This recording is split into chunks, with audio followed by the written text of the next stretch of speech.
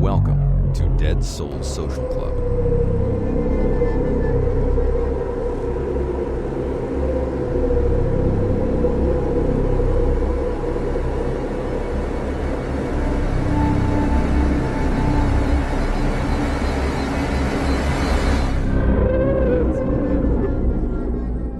Good evening, everyone.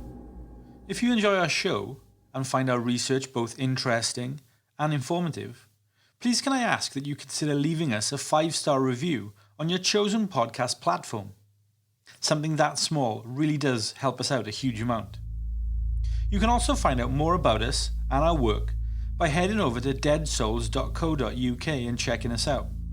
We are a small team of 3 researchers with more than 70 years of experience between us. You can also find us and speak to us over on Instagram. Just search Dead Souls Social Club and we'll come up. So, as always, thank you so much for joining us tonight. This audio presentation contains graphic details of death, violence, and controversial subject matter. Listener discretion is strongly advised. From Dead Souls Media, this is the Ku Klux Klan, Part 2. My name is Jamie Black. I'm a researcher and psychologist, and I'll be your host for tonight. During the last half of the 19th century, the distant memory of the Ku Klux Klan's brief grip on the South had faded, and its bloody deeds were largely forgotten by many white citizens. Citizens who once held sympathetic views with the Klan's cause and beliefs. On the national level, 2 events served to set the stage for the return of the Ku Klux Klan in the early part of the 20th century. The first was the massive immigration into the United States, bringing an estimated 23 million people into the country from Great Britain, Germany, Italy, Hungary, and Russia, amidst a great cry of opposition from some vocal Americans. Not like the brazen giant of Greek fame, with conquering limbs astride from land to land. Here at our sea-washed sunset gates shall stand a mighty woman with a torch whose flame is the imprisoned lightning, and her name. Mother of exiles, from her beacon hand glows worldwide welcome, her mild eyes command the air-bridged harbor that twin cities frame. Keep, ancient lands, your storied pomp, cries she with silent lips. Give me your tired, your poor, your huddled masses yearning to breathe free, the wretched refuse of your teeming shore. Send these, the homeless tempest-tossed, to me. I lift my lamp beside the golden door.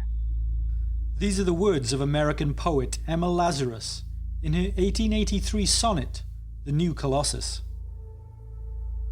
The American Protective Association, which had been organized in 1887, reflected that the attitude of many Americans at the time was that they believed that the nation was being swamped by alien people. This organization, a secret oath-bound group, was especially strong in the Midwest, where the reborn Ku Klux Klan would later draw much of its strength and support. The other major event, which prepared the ground for the Klan's return, was the First World War, which had a wrenching, unsettling effect on the nation. On the European battlefields, white Americans again were exposed to unrestrained bloodshed, while blacks served in the uniform of their country and saw open up before them a new world. Back at home, Americans learned suspicion, hatred, and distrust of anything alien, a sentiment which led to the rejection of President Woodrow Wilson's League of Nations. In the South, yet another series of events occurred which helped breathe life into the Klan several decades later. In the 1890s, an agrarian populist movement tried to build a coalition of blacks and poor whites against the mill owners, large landholders, and conservative elites of the Old South. The aristocracy responded with the old cry of white supremacy and the manipulation of black votes. As a result, the populace was substantially turned back in every Deep South state except Georgia and North Carolina. A feeling spread across the South, shared by both the aristocracy and many poor white people, that blacks had to be frozen out of society. The 1890s marked the beginning of efforts in the Deep South to deny political, social and economic power to black people. Most segregation and disenfranchisement laws date from that period. It was also the beginning of a series of lynchings of black by white mobs, and the combination of legalized racism and the constant threat of violence which eventually led to a major black migration to northern cities. William J. Simmons, a Spanish War veteran turned preacher turned salesman, was a compulsive joiner who held memberships in a dozen different societies and 2 churches. But he had always dreamed of starting his own fraternal group, and in the autumn of 1915 he put his plans into action. On Thanksgiving Eve, Simmons herded 15 fellow fraternalists onto a hired bus and drove them from Atlanta to nearby Stone Mountain. There, before a cross of pine boards, Simmons lit a match, and the Ku Klux Klan of the 20th century was born. Although Simmons would adopt the titles and regalia of the original version, his new creation, at its outset, had little similarity to the Reconstruction Klan. It was, in fact, little different from any of the dozens of other benevolent societies that were then popular in America. There is little doubt that Simmons' ultimate purpose in forming the group was to make money. But growth at first was slow. Even after America entered the First World War in 1917, and the Klan had a real quote-unquote purpose, that of defending the country from aliens, idlers and union leaders, was at its forefront. Then, in 1920, Simmons met Edward Young Clark and Elizabeth Tyler, 2 publicists who had formed a business in Atlanta. In June of 1920, with the Klan's membership at only a few thousand, Simmons signed a contract with Clark and Mrs. Tyler, giving them 80% of the profits from the dues of the new members. These new promoters used an aggressive new sales pitch. The Klan would be rabidly pro-American, which to them meant rabidly anti-black, anti-Jewish, and most importantly, anti-Catholic.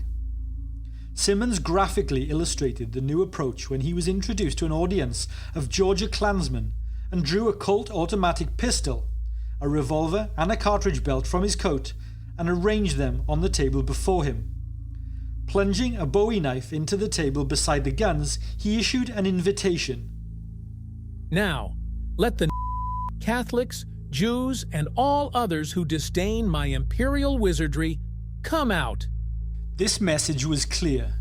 The new Klan was serious, and that meant expanding its list of enemies to include Asians, immigrants, bootleggers, drugs, graft, nightclubs and roadhouses, violation of the Sabbath, sex, both pre- and extramarital escapades, and any scandalous behaviour.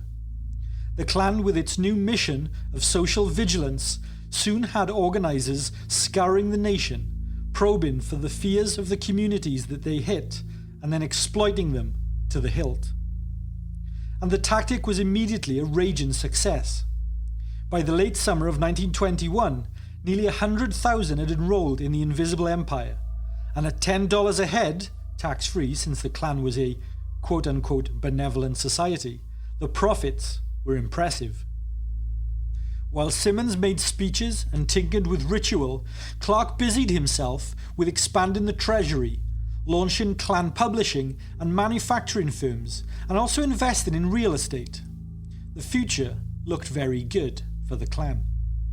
But during that summer, the KKK leaders in Atlanta ran into their first element of trouble, controlling their far-flung empire. While Klan officials talked of fraternal ideals in Atlanta, their members across the nation began to take seriously the fiery rhetoric the recruiters were using to drum up new initiation fees. Violence first flared in a rampage of whippings, tar and feathering raids, and the use of acid to brand the letters KKK on the foreheads of blacks, Jews, and others they considered anti-American. Ministers, sheriffs, policemen, mayors and judges either ignored the violence or secretly participated. Few Klansmen were arrested, much less convicted. In September of 1921, the New York World began a series of articles about the KKK, backed up by the revelations of an ex-recruiter. Another newspaper reported some of the internal gossip and financial manipulations within the Atlanta headquarters.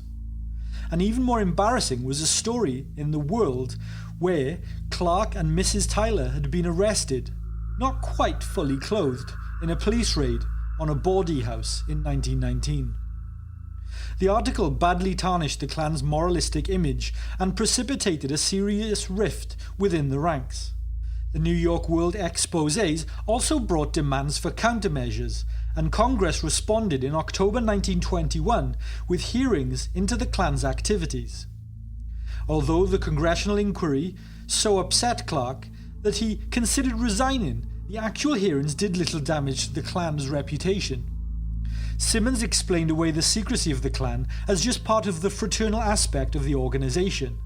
He disavowed any link between his Klan and the Night Riders of Reconstruction days, and he denied, just as Forrest had done 50 years earlier, any knowledge or responsibility in regards to any violence. The committee adjourned without action, and the Klan, of course, benefited from all of the free publicity. It almost seemed as if people in the rural areas of the country were determined to support whatever the big newspapers and Congress condemned. Following more articles in the New York World in October, these concentrated on the violent nature of the Klan, membership in the Invisible Empire exploded. It wasn't until the newspapers began to attack the Klan that it really grew.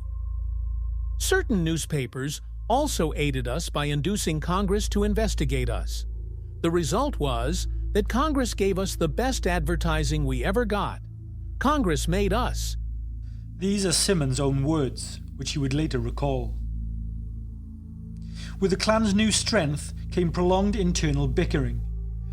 In the autumn of 1922, with Texas dentist Hiram Wesley Evans leading the way, 6 conspirators made plans to dethrone Simmons. Evans would become Imperial Wizard, and in 1923 the conspirators saw a chance to grab permanent control of the Klan's property, which was worth millions by this time. When Clark was indicted on a 2-year-old morals charge, Evans was able to cancel the promoter's lucrative contract with the Klan and thus seize control of the money-making dues apparatus. Mrs. Tyler had already resigned to get married, so that left only Simmons, who became furious when he realized he had been outmaneuvered by Evans and his faction. A full-scale war was fought between the Evans and Simmons factions, with lawsuits and countersuits, warrants and injunctions, all gleefully reported in newspapers across the country. The fight spilled over into chapters in Texas and Pennsylvania and resulted in the shooting of Simmons' lawyer by Evans' chief publicity man. The power struggle ended in February of 1924 when Simmons agreed to a cash settlement. The Klan continued to grow during this period of internal strife, but its weaknesses were laid open for America to see. The Klan promoted itself as an organization dedicated to defending the morals of the nation, but there had been far too many charges of immorality against its own leaders. Its supposed non-profit status was badly undermined by the wrangling over finances, and most of its vaunted secrecy was exposed in the reams of court documents churned out by the feuding. More than anything, though, it was its violence that was clearly revealed. Under Evans, the Klan launched a campaign of terrorism in the early and mid-1920s, and many communities found themselves firmly in the grasp of the organization. Lynchings, shootings and whippings were the methods employed by the Klan at the time. Black citizens, Jews, Catholics, Mexicans, and various other immigrants were usually the victims. But not infrequently, the Klan's targets were also white people, Protestants and females who were considered immoral or traitors to their race or gender. In Alabama, for example, a divorcee with 2 children was flogged for the crime of remarrying and then given a jar of Vaseline for her wounds. In Georgia, a woman was given 60 lashings for a vague charge of immorality and failure to go to church. When her 15-year-old son ran to her rescue, he received the same treatment. In both cases, it was ministers who led the Klansmen responsible for the violence. But such instances were not confined to the Deep South. In Oklahoma, Klansmen gave lashings to girls who were caught riding in automobiles with young men. And very early in the Klan's revival, women were flogged and even tortured in the San Joaquin Valley of California. In a period when many women were fighting for the vote, for a place in the job market, and for personal and cultural freedom, the Klan claimed to stand for pure womanhood and frequently attacked women who sought independence. During the period of its most uncontrolled violence, the Klan also experienced unprecedented political gains. In 1922, Texas sent Klansman Earl Mayfield to the US Senate, and Klan campaigns helped defeat 2 Jewish congressmen who had headed the Klan inquiry. Klan efforts were credited with helping to elect governors in 12 states by the early 1920s. By now, and with 2 million members and new recruits joining the secret ranks daily, a host of friendly politicians throughout the land and his internal enemies subdued for the moment, Evans wanted to influence the presidential election of 1924. He even shifted his national headquarters from Atlanta to Washington, D.C. The Klan had a foothold in both parties, since Deep South members tended to be Democrats, while Klansmen in the North and West were often Republicans. But of the 3 major presidential candidates, 2 were outspoken enemies of the Ku Klux Klan.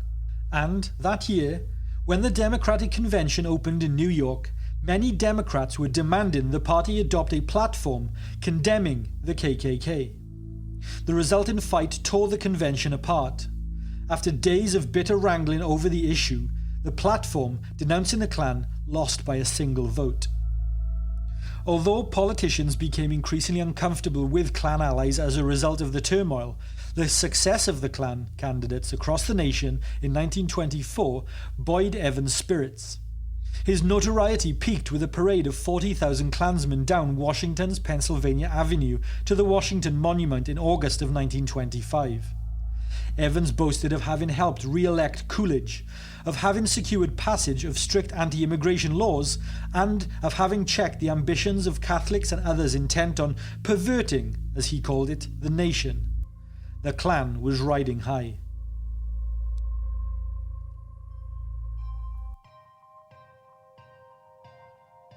Hey guys, I'm just going to pause this episode here to invite you all, well, those who haven't already done so, to head over to our Patreon and sign on up. Our Patreon gives you access to extra episodes, articles, blogs, and research material, and all for just $2 a month. That's all for less than the price of a cup of coffee. That's a hell of a bargain, if I don't mind saying. If you're interested in joining us, head over to www.patreon.com/deadsouls. We can't wait to see you guys over there. For all of you who have already signed up, thank you so much.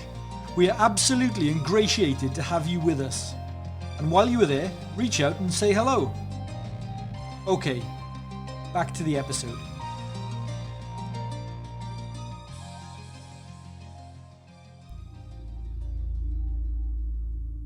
By the mid-1920s, the decline of the Ku Klux Klan was already well underway. Because by 1926, when Evans tried to repeat the parade in Washington, only half as many members arrived to march, and they were sabred by the news of political defeats in areas that a year before had been considered safe Klan strongholds. Increasingly, the Klan suffered counterattacks by the clergy, the press, and a growing number of politicians.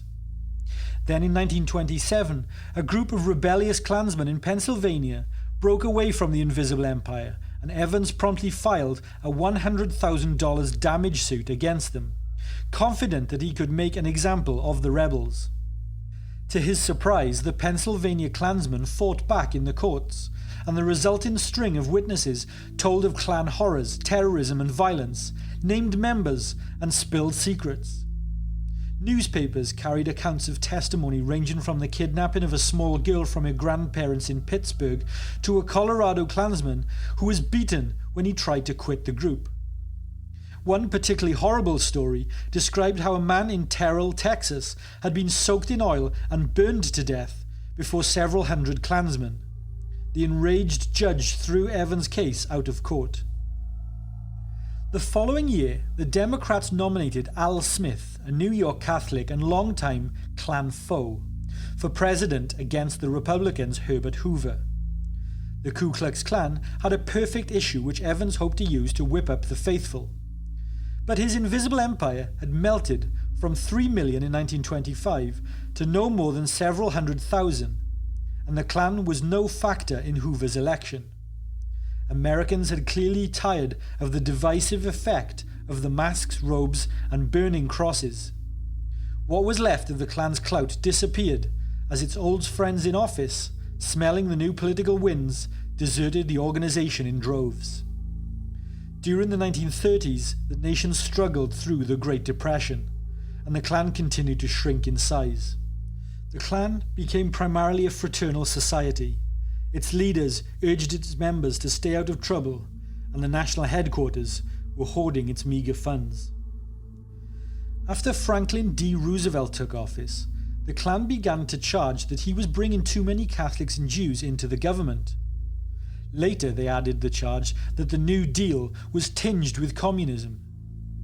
The Red Menace was used more and more by Evans and other Klansmen as the rallying cry, and communists eventually replaced Catholics as one of the Klan's foremost enemies. Only in Florida was the Klan still a factor in the 1930s. With a membership of about 30,000, the Klan was active in Jacksonville, Miami, and the Citrus Belt from Orlando to Tampa. In the orange groves of central Florida, Klansmen still operated in the old night-riding style, intimidating blacks who tried to vote, punishing marital infidelity, and clashing with union organizers. Florida responded with laws to unmask the night riders, and a crusading journalist named Stetson Kennedy infiltrated and then exposed the Klan, rousing the anger of ministers, editors, politicians, and plain citizens. In 1939, Evans was replaced by James Ale Colescott of Indiana. He led the Klan in the Carolinas, where unions were trying to organize textile workers, and in Georgia, where night riders flogged some 50 people during a 2-year period. An outcry from the citizens of Georgia and South Carolina brought arrests and convictions, and the Klan was forced to retreat. In the North, the Klan suffered another reversal when some local Klan chapters began to develop ties with American Nazis, a move Southern Klansmen opposed but were generally powerless to stop. The end came in 1944, when the Internal Revenue Service filed a lien against the Ku Klux Klan for back taxes of more than $685,000 in profits earned during the 1920s. We had to sell our assets and hand over the proceeds to the government and go out of business. Maybe the government can make something out of the Klan. I never could. Colescott recalled when it was all over. Powerful social forces were at work in the United States following the Second World War. A new wave of immigrants, particularly Jewish refugees, arrived from war-torn Europe. A generation of young black soldiers returned home after having seen a part of a great army fighting for world freedom. In the South particularly, labor unions began extensive campaigns to organize poorly paid workers. The migration from the farms to the cities continued, with the resulting shake-up in old political alliances. Bigots began to howl louder than they had in many years, and a new Klan leader began to beat the drums of anti-black, anti-union, anti-Jew, anti-Catholic, and anti-communist hatred. This man was Samuel Green, an Atlanta doctor. Green managed to reorganize the Klan in California, Kentucky, New York, New Jersey, Pennsylvania, Georgia, South Carolina, Tennessee, Florida, and Alabama. But both federal and state bureaus of investigation prosecuted Klan lawlessness, and Green found out that his hooded order was surrounded by enemies. The press throughout the South had become increasingly hostile. Ministers were more and more inclined to attack the Klan, and state and local governments passed laws against cross-burnings and masks. By the time of Green's death in August 1949, the Klan was fractured internally by disputes and hounded by investigations from all sides in response to a wave of Klan violence in the South. Many Klansmen went to jail for floggings or other criminal acts, and by the early 1950s the Invisible Empire was at its lowest level since its rebirth on Stone Mountain in 1915. A study into the ebb and flow of the Ku Klux Klan in the United States revealed a pattern: that the Klan is strong when its leaders are able to capitalize on social tensions and the fears of white people. As its popularity escalates and its fanaticism leads to violence, there is greater scrutiny by law enforcement, the press, and government. The Klan loses whatever public acceptance it had, and disputes within the ranks finally destroy its effectiveness as a terrorist organization. The Civil Rights era Klan conforms to that pattern. When the Supreme Court threw out the separate but equal creed and ordered school integration in 1954, many whites throughout the South were determined to oppose the law and maintain segregation. Like the Southern opposition to Reconstruction government, the tensions and fears that arose after the Supreme Court decision provided the groundwork for a Klan resurgence. In 1953, automobile plant worker Eldon Edwards formed the U.S. Klans, also known as the Knights of the Ku Klux Klan. This was formed in Atlanta, but he attracted few members until the Supreme Court decision the following year. By September 1956, Edwards was host to one of the largest Klan rallies in years, drawing 3,000 members to Stone Mountain, the site of the rebirth of the Klan in 1915. And by 1958, Edwards' group had an estimated 12,000 to 15,000 members. The US Klans wasn't the only Klan organization trying to gain a stronghold in the South, however. A number of rival factions made a name for themselves through gruesome acts of violence. A US Klan splinter group in Alabama was responsible for the 1957 assault on Edward Judge Aaron, a black handyman from Birmingham. Members abducted him, castrated him, and poured hot turpentine into his wounds. Edwards died in 1960, and the US Klan's organization fell into disarray. The next year, Robert M. Shelton, an Alabama salesman, formed the United Klans of America. Shelton achieved national notoriety when his Klansmen viciously beat black and white freedom riders in Birmingham, Montgomery, and Anniston, and joined in violent confrontations on university campuses in Alabama, Georgia, and Mississippi. By 1964, Shelton had a loosely organized Klan empire throughout the South, and by 1965, total Klan membership had reached an estimated 35,000 to 50,000 members. Then came the Klan killings. The South in the early 1960s was the site of daily tensions between those who favoured integration and those who opposed it, and the tensions sometimes led to bloodshed. Civil rights marches were attacked in Birmingham by police with dogs and fire hoses. Freedom riders, blacks and whites who rode buses throughout the South to protest racial inequalities, were mobbed by Klansmen in planned attacks. Civil rights leaders had their homes burned and their churches bombed. Klan members were involved in much of the racial violence that spread throughout the Deep South, and the fanatic Klan rhetoric inspired non-Klan members to participate in the campaign of terror and hatred. No Klan group was more ruthless than the secretive White Knights of Mississippi. The White Knights had only 6,000 or 7,000 members at its peak, but it still earned a reputation as the most bloodthirsty faction of the Klan since the Reconstruction era. The White Knights committed many crimes during the 1960s, but the most shocking were the murders of 1 black and 2 white civil rights workers in Philadelphia, Mississippi on June 21, 1964. There were other senseless Klan killings during the 1960s. Among the victims were Lieutenant Colonel Lamal Penn, a black educator who was shot as he was returning to his home in Washington after summer military duty at Fort Benning, Georgia. Reverend James Reeb, who was beaten during voting rights protests in Selma, Alabama, and Viola Liuzzo, a civil rights worker who was shot in 1965 while driving between Montgomery and Selma. The use of bombs by Klansmen dated back to January 1956, when the home of Dr. Martin Luther King Jr. in Montgomery was blasted. Between that incident and June 1, 1963, some 138 bombings were reported, and the Klan was believed responsible for many of them. One bombing stands out in the history of the Klan and its fanatical fight against integration in the South. On September 15, 1963, a dynamite bomb ripped apart the 16th Street Baptist Church in Birmingham, Alabama, killing 4 young black girls. Of all of the crimes committed by all of the desperate men under the sway of the Klan's twisted preaching, the Birmingham church bombing remains in a category all by itself. All told, the Klan's campaign of terror against the civil rights movement resulted in almost 70 bombings in Georgia and Alabama, the arson of 30 black churches in Mississippi, and 10 racial killings in Alabama alone. Members of the Ku Klux Klan were often operating in an atmosphere of official disapproval, but unofficial acceptance in regards to their tactics.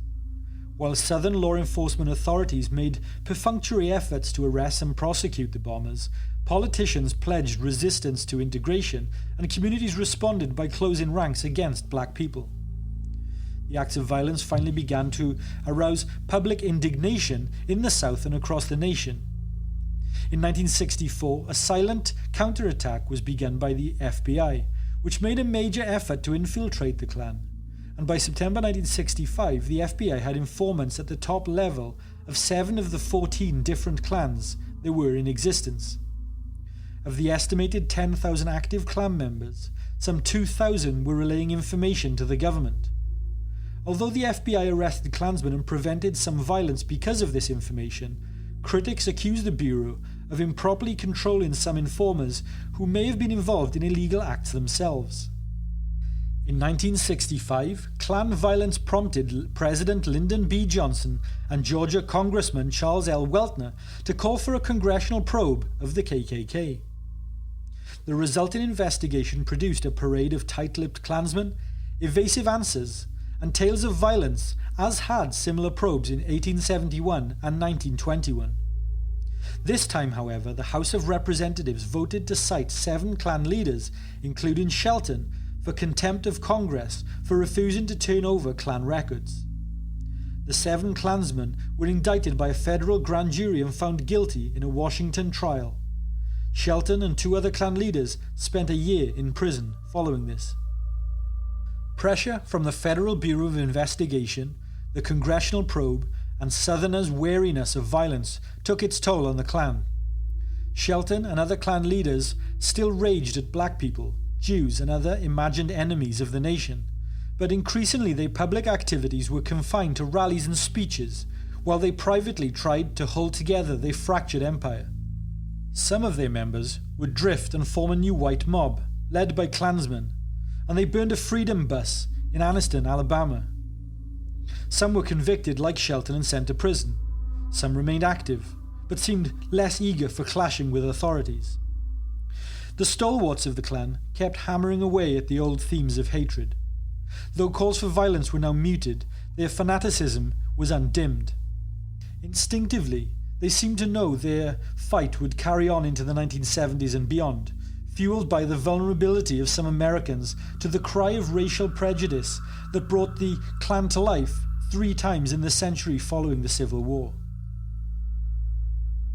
During the late 1970s, it looked as if the Klan was heading for a revival to match its 3rd incarnation during the civil rights struggle.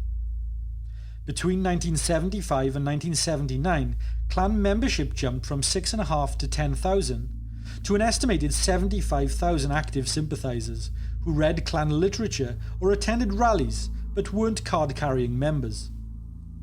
Much of the Klan's gain was due to an improved public image fashioned by David Duke. A former neo-Nazi, Duke formed the Knights of the Ku Klux Klan in 1975 and travelled the country soliciting radio and television appearances. Duke was articulate, well-dressed, and willing to conceal his extreme racism for the general public. Soon, journalists everywhere began writing about the new Klan. Many of the recruits to the Knights of the Ku Klux Klan were people who wrote to Duke after seeing him on television. Klan groups that had been inactive for years also saw their membership growing again. Duke and others tried to translate the newfound attention into political power, with some surprising results but little real success. Duke ran for the Louisiana Senate in 1975 and received a third of the vote. In 1980, California Klan leader Tom Metzger won the Democratic nomination for a seat in the US Congress, but lost the general election. Defeated for the state Senate again in 1979, Duke lost his hold on the Knights when a rival Klan leader accused him of offering to sell his membership list. Don Black, who replaced Duke in 1980, tried unsuccessfully to sustain the image of the Klan respectability. Black had been in charge of the Knights for only a year when he was arrested with other Klansmen and neo-Nazis for attempting to overthrow the government of the Dominican Republic. By this time, there was another Klan leader receiving national attention, not for his apparent moderation, but for his brazen militancy. Invisible Empire Imperial Wizard Bill Wilkinson liked to appear in newspaper photos with a sneer on his face and two bodyguards by his side, each holding up submachine guns for the camera. He boasted about the weapons his Invisible Empire members typically brought to rallies. "These guns ain't for killing rabbits, they're for wasting people," Wilkinson said. Wilkinson followed Duke's lead in recruiting youth to the Klan, but he took the indoctrination a step further by setting up a Klan camp in Alabama where kids could learn weapons training along with racist ideology. The children learned early on the art of intimidation, and in one 1979 incident, about a dozen teenagers who were wearing Invisible Empire t-shirts burned an old school bus while assembled Klan members cheered. Wilkinson's Invisible Empire deliberately sought confrontation. The most notable was a campaign of harassment against black people in the town of Decatur, Alabama. In 1978, a 26-year-old mentally challenged black man named Tommy Lee Hines was convicted of raping 3 white women. Black people in the community launched several protests, arguing that Hines lacked the mental capacity to plan the rapes. Sensing that racial tensions were ripe for an explosion, Wilkinson took his Klan members into the area and held a series of rallies that drew between 3,000 to 10,000 participants. In May 1979, 80 Invisible Empire members, armed with pistols, shotguns and clubs, confronted a Free Tommy Lee Hines parade in downtown Decatur. 2 black men and 2 Klansmen were shot in the ensuing battle. 10 Invisible Empire members, including Wilkinson's Alabama Grand Dragon, were indicted in civil rights violations. Hines' conviction was later overturned on appeal, and he was declared mentally incompetent to stand trial. Louis Beam, a Grand Dragon under David Duke, was developing his own confrontational style down in Texas. Beam, a Vietnam veteran, instructed his Texas Knights in guerrilla warfare during the late 1970s and formed a paramilitary arm of the Knights called the Texas Emergency Reserve. When tensions developed between American and Vietnamese fishermen in Galveston Bay, Beam offered paramilitary training to the American fishermen. After burning a Vietnamese boat and issuing threats against the refugee fishermen, the Texas Knights were sued and subsequently ordered to end the harassment and the paramilitary training. In 1979, a group of Klansmen and Nazis planned a confrontation with members of the Communist Workers' Party, who were demonstrating against the Klan in Greensboro, North Carolina. The joint Klan and Nazi contingent arrived at the protest site, brought out their weapons and opened fire on the protesters, killing 5 people. They were acquitted of criminal charges but later found civilly liable for the killings. While they were on trial, another group of Klan and Nazi members were arrested for plotting to bomb parts of Greensboro if their friends were found guilty. Members of that group were convicted and sentenced to prison. Whilst the Klan organisation was experiencing a surge in membership at this time, there was also a heightened public attention to another growing white supremacist faction within America, the neo-Nazis. These were white Americans who, like the Klan, believed in the superiority of the white race, but dressed in military-like uniforms instead of robes. They revered Adolf Hitler as their hero. Like the Klan, the neo-Nazis were small in numbers and highly fragmented.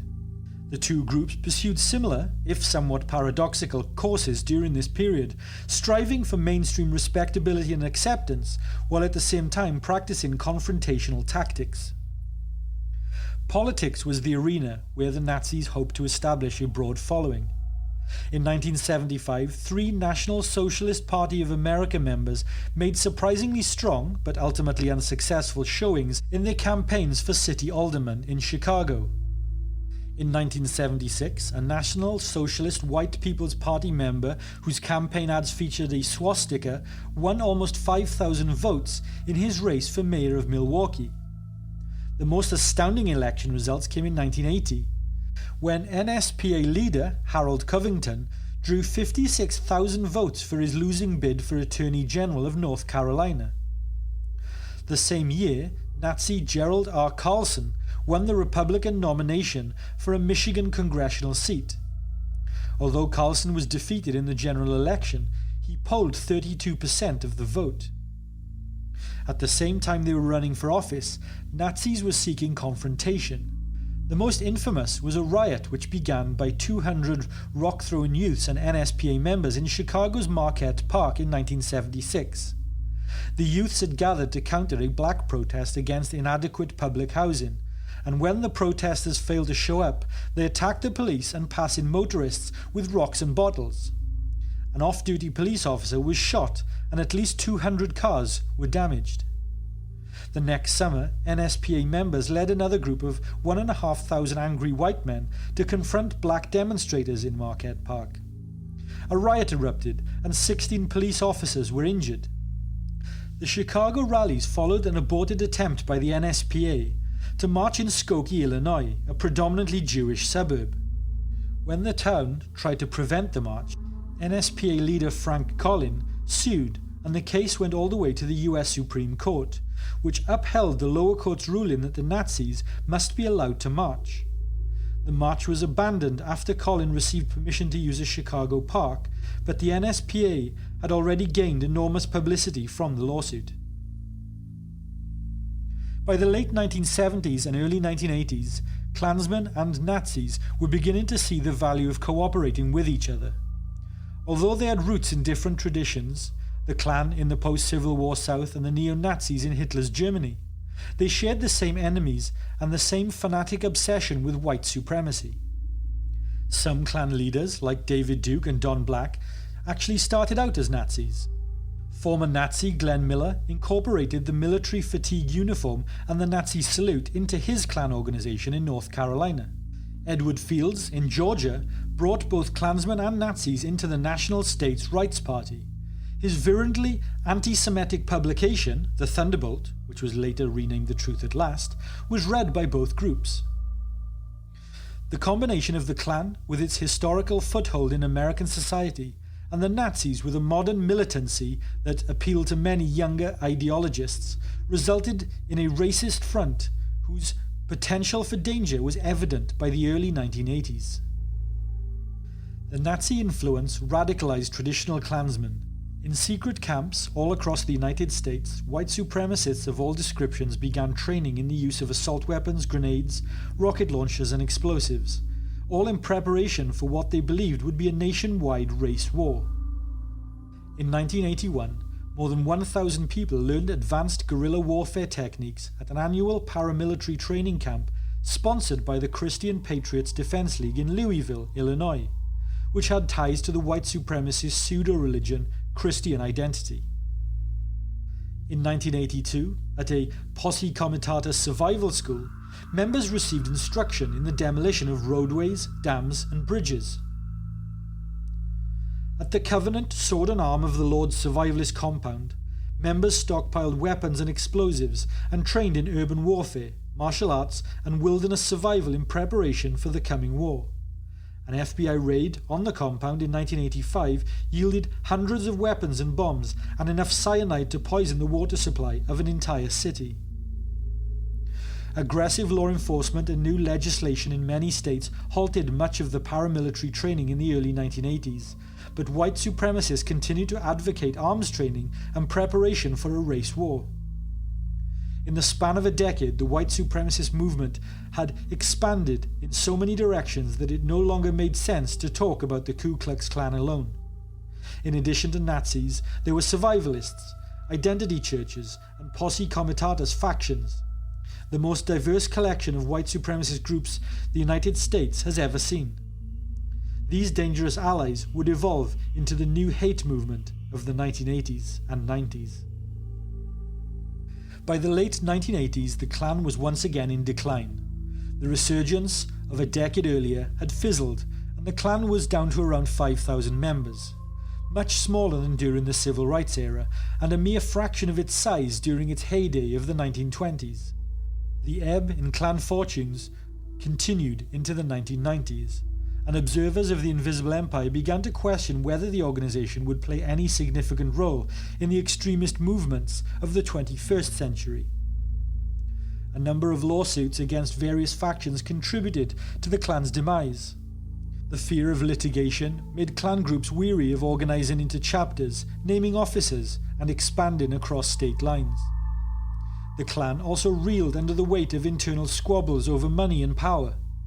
The Klan had always been rife with petty infighting and jealousy among its leaders, and its natural inclination toward discord was exacerbated during the lean years of the 1980s and 1990s.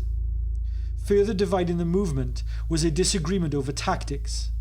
Some factions favoured a cleaned-up organisation that emphasised public relations, while rivals sought to revive the more militant tactics of earlier Klan incarnations. But it was the competition from other extremist groups that was the real drag on Klan membership and influence. Racism and bigotry still existed in the United States in the latter part of the 20th century, of course. The Klan just no longer seemed a relevant vehicle for expressing it. Meanwhile, the nation's reinvigorated neo-Nazi organizations filled that void, outpacing the Klan in sheer numbers, influence, and militant activism. In the 1990s, many extremists who once would have gravitated toward the Klan joined the anti-government Patriot movement, especially its militia wing. The philosophy of the Patriot movement, as well as its commitment to armed paramilitary training, had more appeal than the worn-out rhetoric of the Civil War Ku Klux Klan. But if the Klan's numbers were dropping, its terrorist philosophy was still influencing the extremist movement. Many of the leaders of the neo-Nazi and Patriot organizations started in the Klan and continued to espouse the Hooded Order's racist ideology in their new roles. This legacy of hate was a testament to the power of the Klan and its enduring influence for over a century. Also by the 1990s, evidence suggests that Klan leaders began to fear the legal consequences of their members' acts. Klan outfits toned down their rhetoric and propaganda, altered their recruiting tactics, and banned weapons, alcohol and drugs from their rallies and meetings. In 1987, an all-white Mobile, Alabama jury awarded a $7 million judgment against the United Klans of America for the lynching of a young black man named Michael Donald. To satisfy the terms of the judgment, the group turned its headquarters over to the victim's mother and went out of business. The Southern Poverty Law Center, which filed a suit on behalf of Mrs. Donald, used this legal strategy against other Klan groups with an equally sordid history of violence. Over the years, the members of the Invisible Empire, Knights of the Ku Klux Klan, had been convicted of crimes ranging from cross-burnings and bombings to assaults and murder. At its peak, it was the nation's largest Klan organization, operating in at least 20 states from coast to coast. A 1987 attack by the Invisible Empire on a peaceful civil rights march in an all-white Forsyth County, Georgia, proved to be the organization's undoing. SPLC filed suit, and in 1988 a federal jury ordered the Invisible Empire, the Southern White Knights, another participant in the violence, and 11 individual Klansmen to pay the marchers nearly $1 million in damages. In the settlement, the Invisible Empire's leader, James Farrans, agreed to relinquish all the group's assets, including its name, and personally pay $37,500 to the civil rights marchers. And by the summer of 1993, the Invisible Empire was defunct as a consequence of settling the lawsuit. In 1996, SPLC filed a civil action against the North Carolina-based Christian Knights of the Ku Klux Klan and 4 of its members on behalf of a black church in South Carolina that had been destroyed by arson the previous year. The century-old Macedonia Baptist Church, located near Bloomville, South Carolina, burnt to the ground on June 21, 1995, the night after another black church, the Mount Zion African Methodist Episcopal Church in nearby Greeleyville, was destroyed by fire. The arsons were among a string of over 30 suspicious fires at black or predominantly black churches between 1995 to 1996. The complaint, which asked for punitive and compensatory damages, contended that the Christian Knights encouraged their members to commit acts of violence and intimidation against blacks in order to promote the organization's goals and ideals. Whilst lawsuits have a proven history of disrupting and even disbanding white supremacist organizations, they also deliver a powerful warning to others within the movement. Hate violence can be expensive. A series of internal disagreements over leadership and tactics further decimated the Klan in the closing decades of the 20th century. Klan groups historically were rife with infighting and jealousy, but strong figures usually emerged to bridge the chasms and provide direction. No such individual appeared to reverse the group's failing fortunes, however. When the Invisible Empire crumbled in 1993, Tom Robb's Arkansas-based Knights of the Ku Klux Klan became the country's largest Klan organization by default. In the early 1990s, Robb won invaluable publicity by appearing on nationwide television talk shows and in a Time magazine article on the hate movement. Aside from Duke, no modern Klan leader was more adept at exploiting television than Robb. The television appearances helped him gain a national following, but they also earned him the scorn of militants in the white supremacist movement who despised the all talk and no action posture of Robb's organization. Robb's public relations campaign produced only short-lived gains for his organization. In time, Robb's television act suffered from overexposure and lost much of its novelty and shock appeal. The schism gave birth to a militant offshoot, with strong neo-Nazi leanings called the Federation of Klans, Knights of the Ku Klux Klan. The leader of the group was Robb's former Illinois Grand Dragon Ed Novak, who at one time had been affiliated with the National Socialist Party of America and the American Nazi Party. The Federation of Klans took more than a third of Robb's membership nationwide, including leaders and members from Tennessee, Kentucky, Alabama, California, Missouri and Texas. Most of the defectors to Novak's group were hardcore militants who chafed under Robb's purposefully moderate non-violent policies and his timid racism. Novak said his group would be more militant than the Knights and would avoid the limelight Robb so avidly sought. After the split, Novak operated quietly behind the scenes, organizing rallies on private property and recruiting. But the militant Klan umbrella organization Novak hoped the Federation would become never quite materialized. The Knights went through another upheaval in 1994 when a renegade group took what remained of Robb's Midwest stronghold. The new group's leader, Michigan Klansman David Newman, appointed himself Imperial Wizard. Despite a threatening letter from Robb's lawyer, he vowed to continue to use the Knights' name. Newman's group tried to oust Robb as national director and claimed that they controlled the Knights. Robb dismissed the new faction as a mere blip on the radar screen, but the 2 massive defections in less than 1 year delivered a devastating blow to his organization. As Klan influence faded in the 1980s and 1990s, the white supremacist movement began to chart a new course.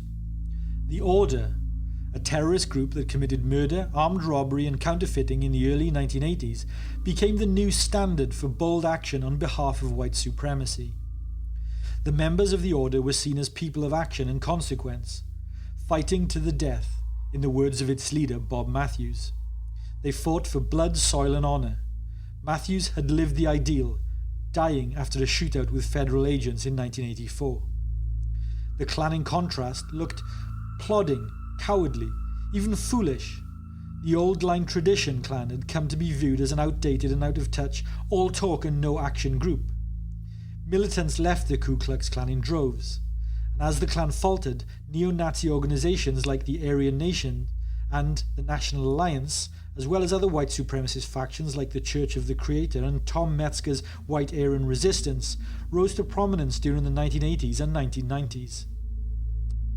Where the KKK had failed in recruiting and keeping members, the neo-Nazi groups and other racist organizations succeeded spectacularly by focusing on the one thing that was vital to the hate movement's long-term survival: enlisting the next generation.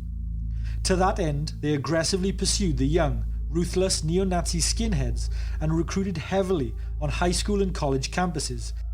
Eager to prove their courage as radical racists, skinheads quickly became the most violent of all white supremacists. Prominent white supremacists also sought to manipulate and exploit the anti-government fervour of the militias that sprang up across the nation and became the most visible of the extremist organizations in the 1990s. By early 1997, the Southern Poverty Law Center's Klan Watch project and its militia task force had identified 380 militias and 478 Patriot support groups.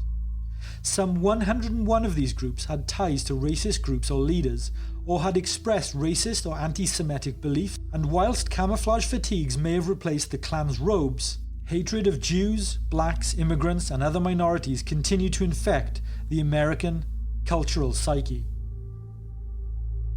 As the end of the century neared, there was no single monolithic Klan, if indeed there ever was one. The organization was in tatters, its decreasing membership scattered in scores of squabbling factions across the country, some with no more than a handful of adherents. The once powerful Invisible Empire was gone. Its successor as the nation's largest Klan group, the Knights of the Ku Klux Klan, was fractured and disorganized. The most militant activists, such as Louis Beam, Robert Miles, and Tom Metzger, left the Klan years before and assumed leadership roles in other white supremacist groups. Since its birth in the aftermath of the Civil War, the Klan experienced 3 periods of significant strength in American history. The Reconstruction era of the 19th century, when the newly freed slaves began to hold office and own land. The 1920s, when the country's fierce anti-immigrant mood drove Klan membership into the millions. And finally at the height of the civil rights movement in the 1960s, when blacks and other minorities began to demand equal treatment under the law. These periods of growth have one common characteristic. They were eras of great social upheaval when the dominant white population felt threatened. In each of these eras, as the perceived attack receded, the Klan faded with it. And yet, it has never completely disappeared. Will the Ku Klux Klan rebound again as a new century begins? And will it ever vanish completely? History would suggest a continued role for the Klan. For over a century, the Klan has always appeared on the stage whenever white Americans have felt threatened by people different from themselves. Even in decline and disarray, the Klan's message of hatred endures, supported by a record of violence and terror unmatched in the history of American extremist groups. And now, at a time when right-wing politics is on the rise in the United States once again, do you think we have seen the end of this hate-filled organization? Good night, everyone. Thank you for taking the time to listen to our show tonight. Be sure to leave us a 5-star review on your chosen podcast platform and subscribe to our show so that you never miss an episode. Our shows aren't sponsored by any company or corporation, so any support you can give us goes a long way in supporting the work that we do. From all of us here at Dead Souls, sleep tight.